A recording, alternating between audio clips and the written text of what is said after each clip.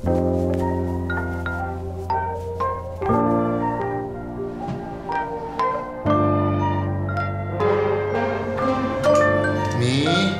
Dito lang ako, di.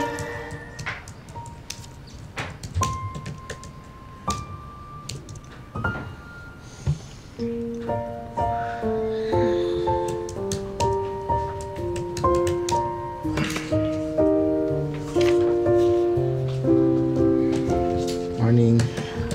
Aga. Morning. Sorry, hindi na kita nagising, ha? Napaaga kasi yung deadline ko, eh. Okay lang. Breakfast ka na? Nauna na ako. Kumain ka na dun, ha? Meron dun bacon tsaka itlog. Okay.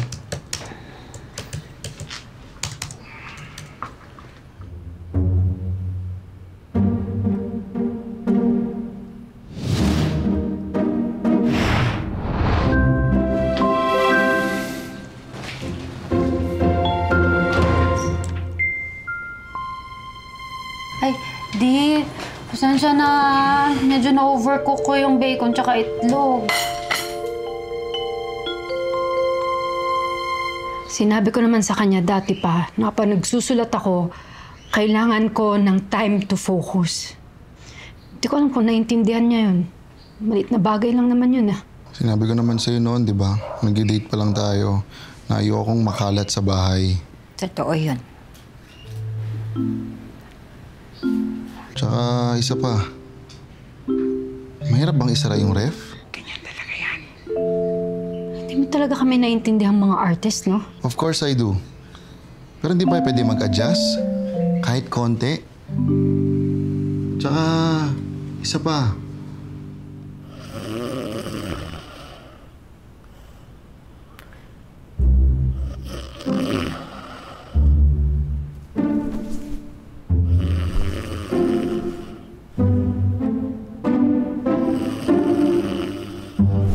Lagi akong puyat. Dahil sa hilig mo. Pasensya ka na, Romy.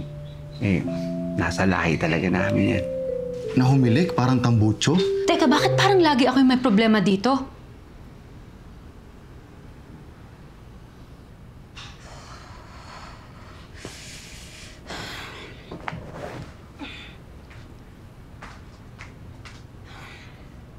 Mi? Mi, pinama mo na ba? And then, Yung binigay ko sa'yo kahapon. ha? Hindi ko pa chinecheck, no? Uy, di, wag mo ilalim namang ko. galawin yung gamit ko.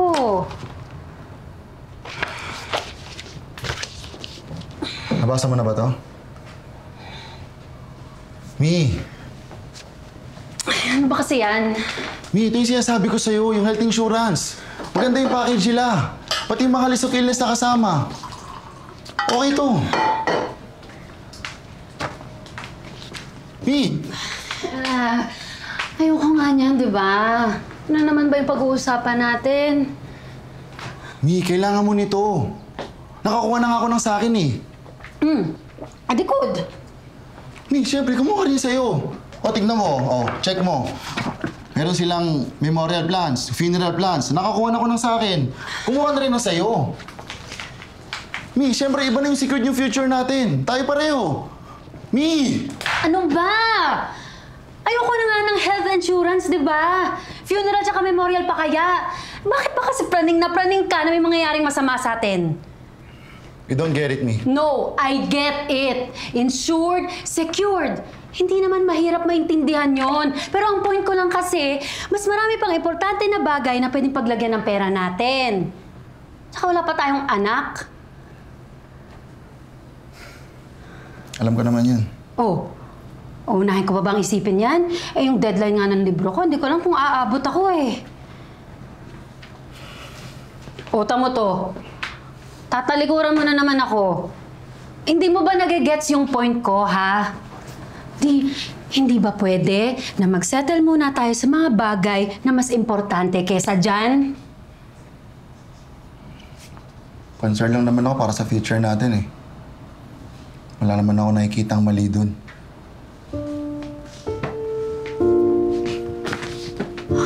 lagi kang tama. Ayaw mo na napapagsabihan. Praning ka sa lahat ng bagay. Yung gusto mo, gusto ko rin. Tingin mo sa akin, laging mali na kailangan itama. Di, meron din naman akong sariling diskarte.